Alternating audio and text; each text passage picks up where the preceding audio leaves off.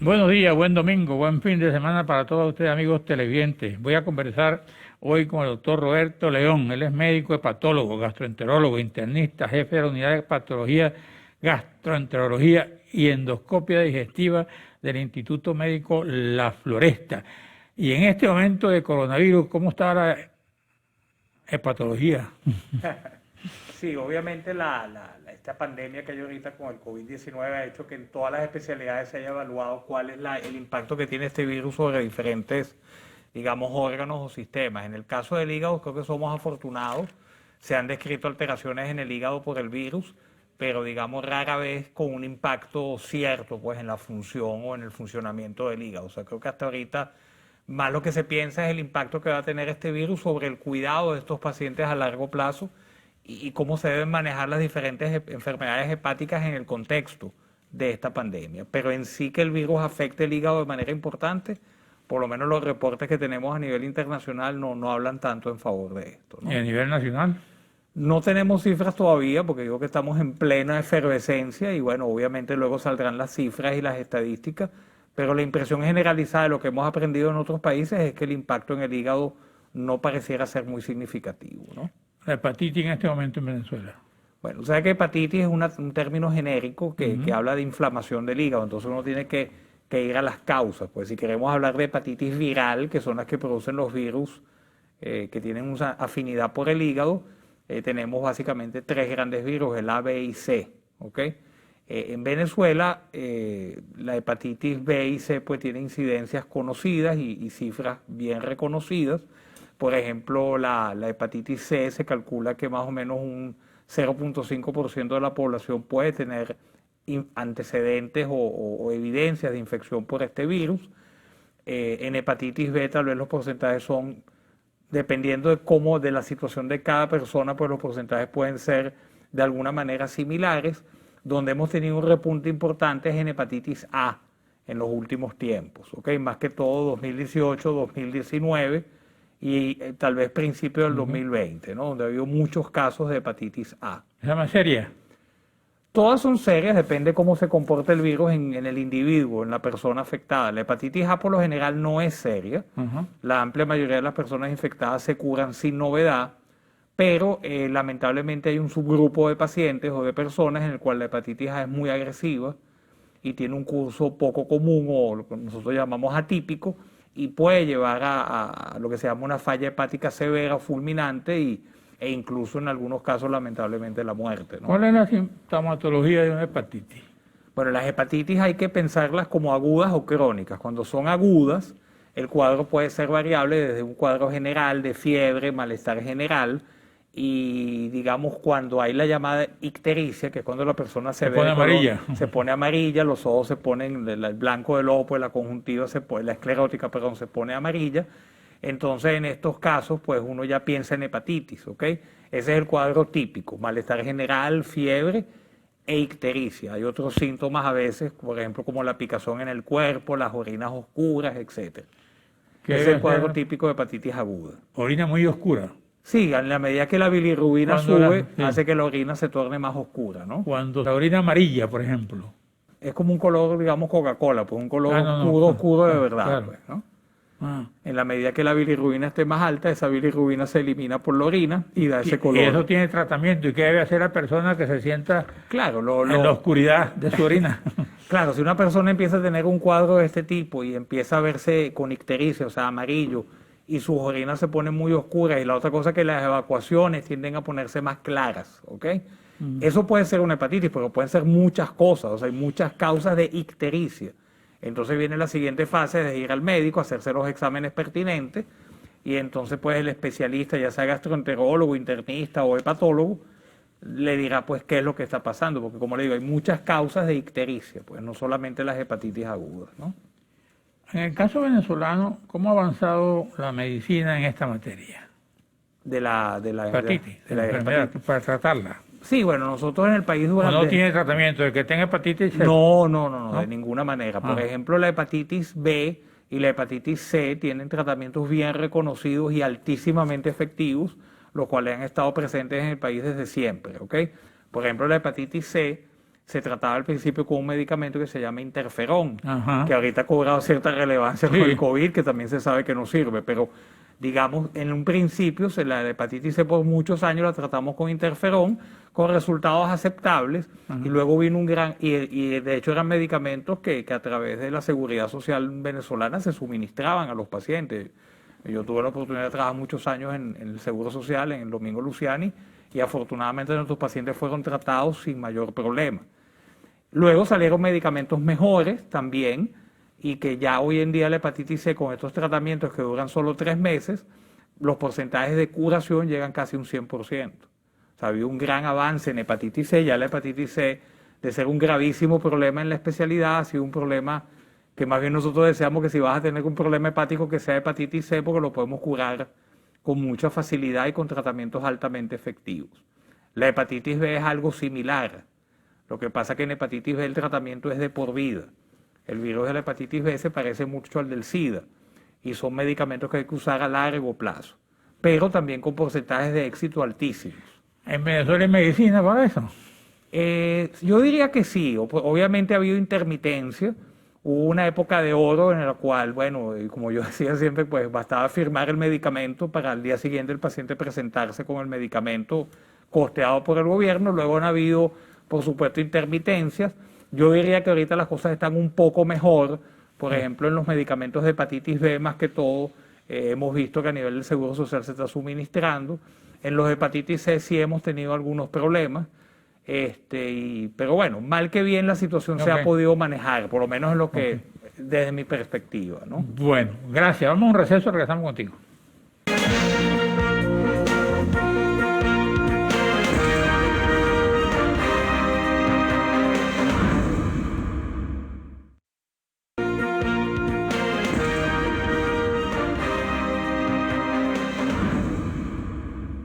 Y la hepatitis ataca igual a adultos que a jóvenes, que a niños, por ejemplo. Sí, digamos que también habría que hablar de qué tipo de hepatitis. Por ejemplo, la hepatitis A puede atacar a cualquier persona, pero en los niños el comportamiento es mucho más benigno. En cambio, la hepatitis A adquirida en la vida adulta, nos hemos dado cuenta hace ya un tiempo que suele tener un curso un poco más agresivo, de resolución más lenta e incluso en algunos casos grave, ¿no? Pero sí, los virus pueden afectar indiferentemente a cualquier población siempre que sea susceptible. Pues, por ejemplo, si usted no ha sido vacunado contra hepatitis A cualquier edad es susceptible de adquirirla. Y lo mismo aplica para hepatitis B, que tiene una vacuna.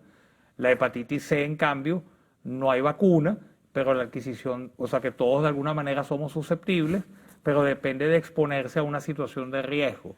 Por ejemplo, una transfusión que no se haya probado bien, personas que comparten jeringas por uso de drogas ilícitas, tatuajes, en fin, son situaciones de riesgo para hepatitis C, por ejemplo. Pero en Venezuela hay medicina y hay capacidad de combate de esta enfermedad. Yo diría que sí. El tema muchas veces es la accesibilidad económica para ciertos tipos de medicamentos, más que todos los de hepatitis C.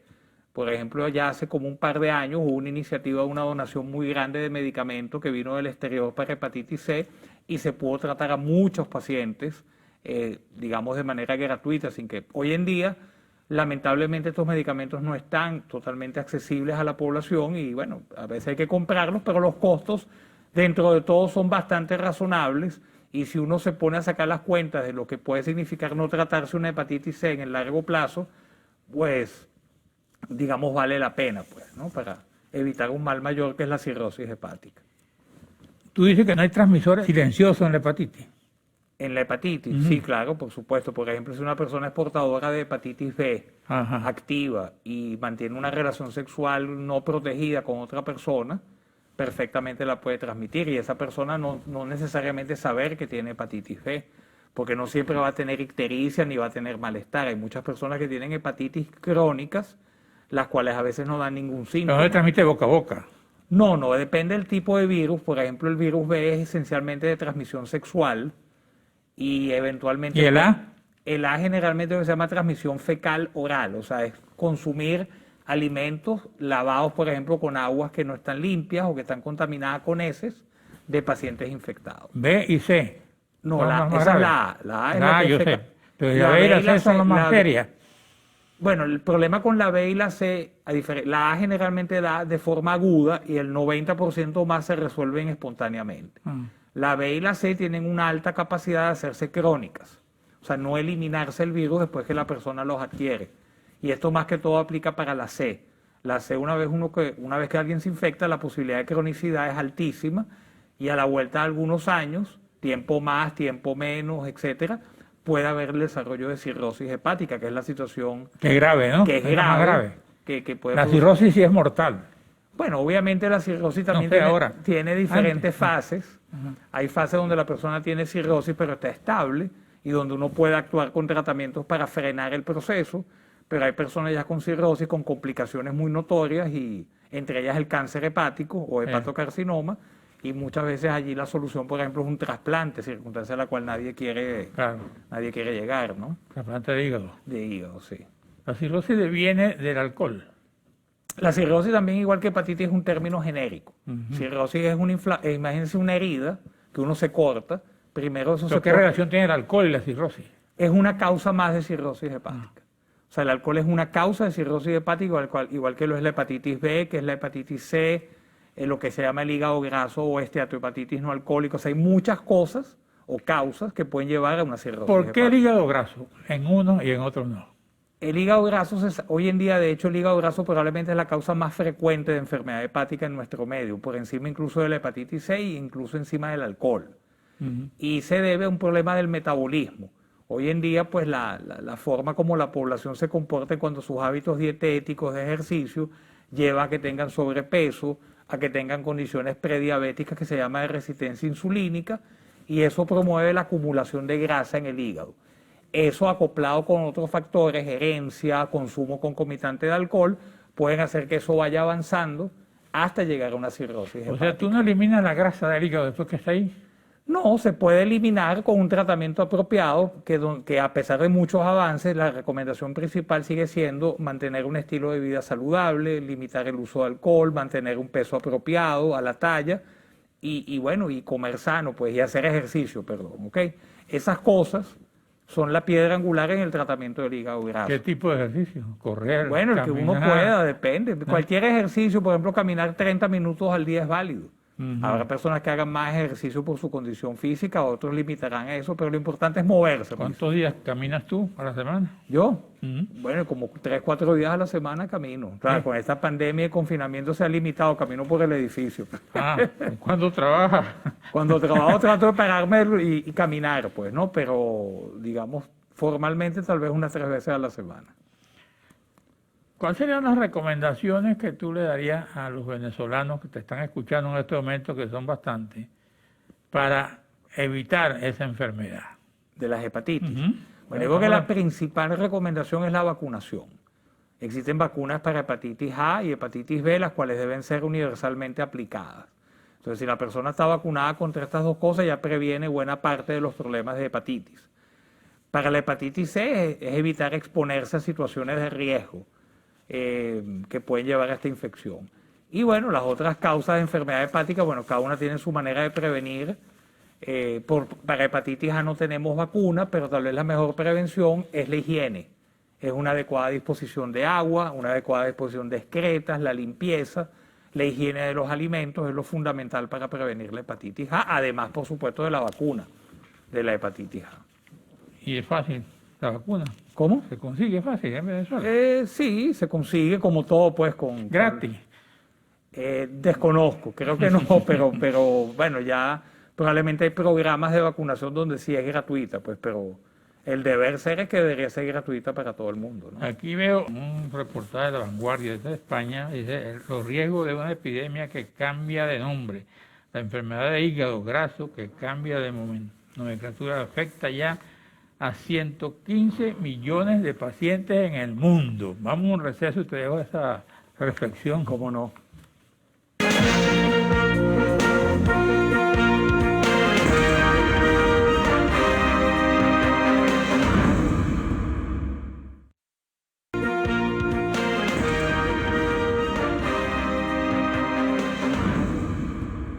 Bueno, como te dije aquí, Leo, los riesgos de una epidemia que cambia de nombre, la enfermedad de hígado graso que cambia de nomenclatura, que afecta ya a más de 115 millones de pacientes en el mundo.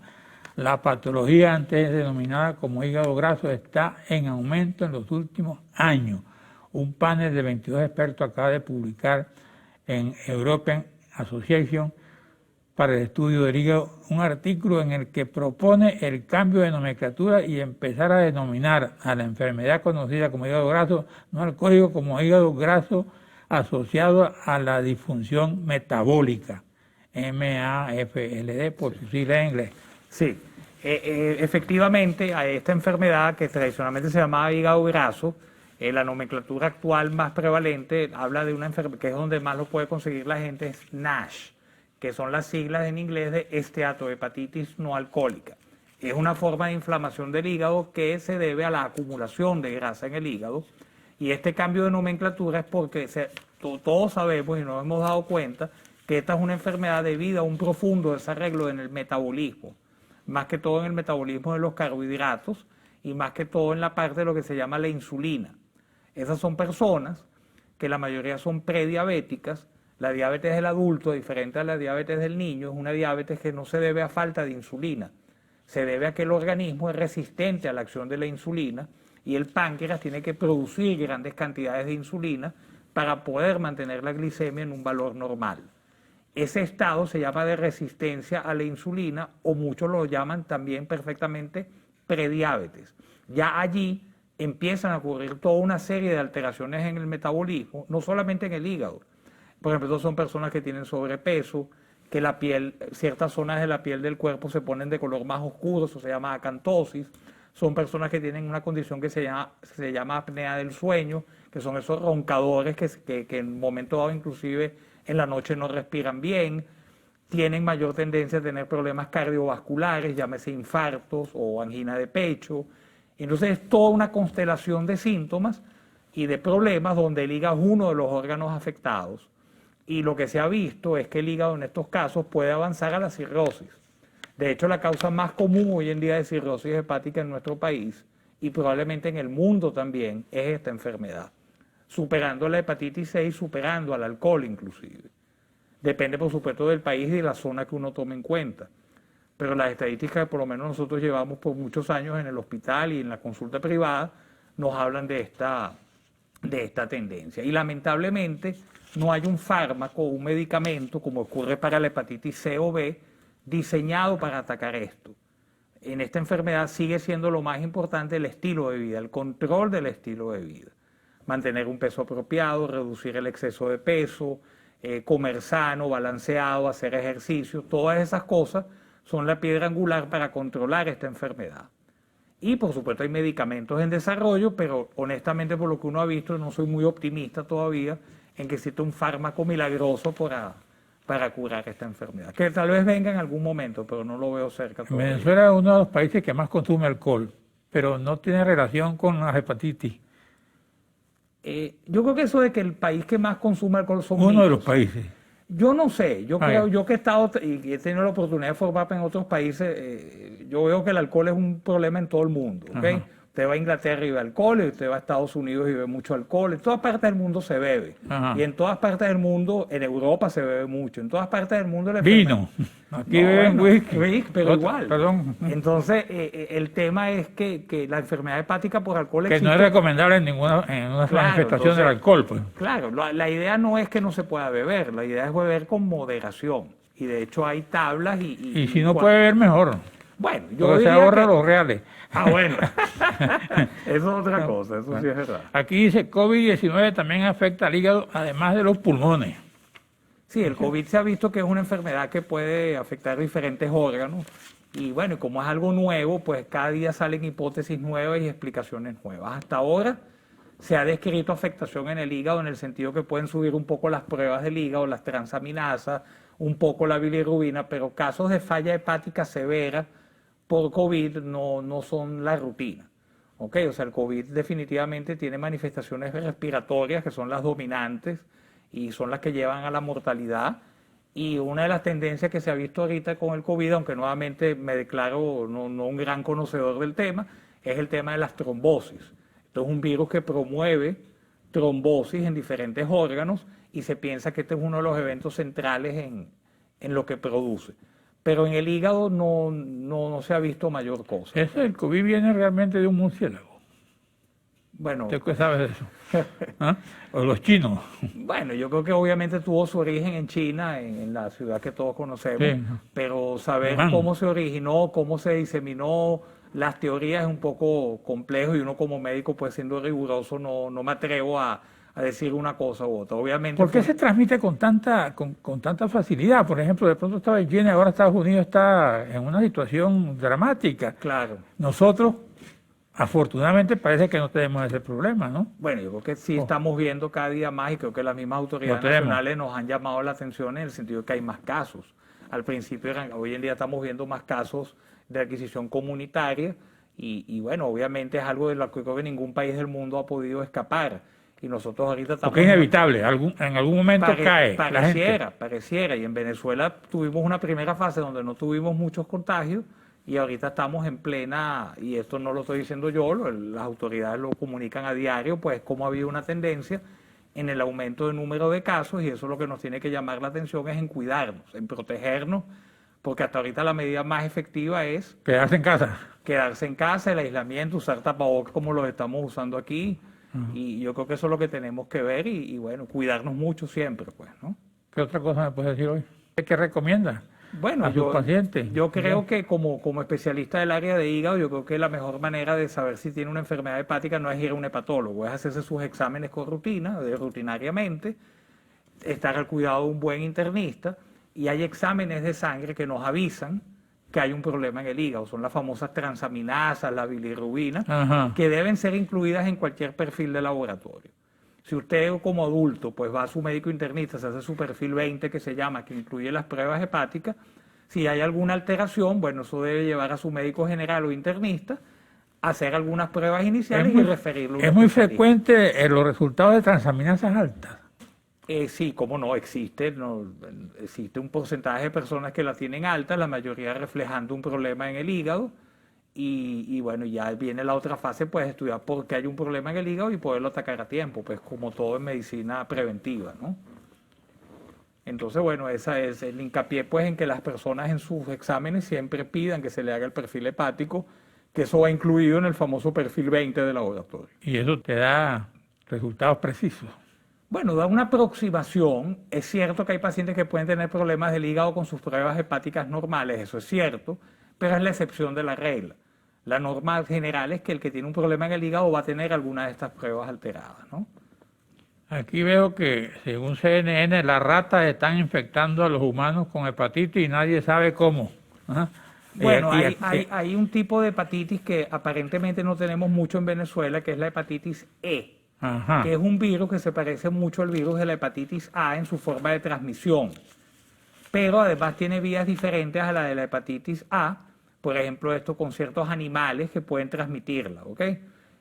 Hasta ahora en Venezuela no podemos decir que tengamos este virus de manera obvia, pero también la realidad es que muchos pacientes pueden tenerlo y no tenemos las pruebas disponibles, todavía ampliamente disponibles para determinarlo, ¿ok? Entonces, más que todo esto es para hepatitis E. Está bien, pero ¿cómo puede una rata contaminar a un humano? Bueno, generalmente no es que la rata muerda al humano, sino que de repente la Contamina. rata porta el virus, orina en aguas, digamos, de consumo humano, esas aguas no son bien tratadas y viene la contaminación. Ajá. ¿Cómo debe tratarse el agua? Ah, estamos terminando el programa. Bueno, no sé, las medidas usuales que los expertos Hervir. bueno, te dicen en la casa, bueno, Ah. obviamente tener un buen filtro y si no hay la seguridad absoluta, pues hervirla, claro. Bueno, Bueno, ¿tiene algún consejo para su paciente? Bueno, que se cuiden mucho en medio de esta epidemia y bueno, y por supuesto desear que ninguno se infecte ni tenga problemas con esta situación tan delicada. Muchas gracias al doctor Roberto León, miembro de la Sociedad Venezolana de Gastroenterología. Gracias a ustedes, amigos televidentes. Nos veremos aquí el próximo domingo a esta misma hora. Yo tengo un gran amigo gastroenterólogo, el doctor Joel Valencia Parpajén. Claro, ese es el padre de la especialidad en el país, ¿no? Sí, ¿no? Ya fallecido hace varios años, yo Sí, no tuve el murió honor de joven. conocerlo, pero claro, es como el patriarca de la especialidad en Venezuela. ¿Cómo Bueno, no? mi recuerdo. Gracias, pues. Gracias, muy amable.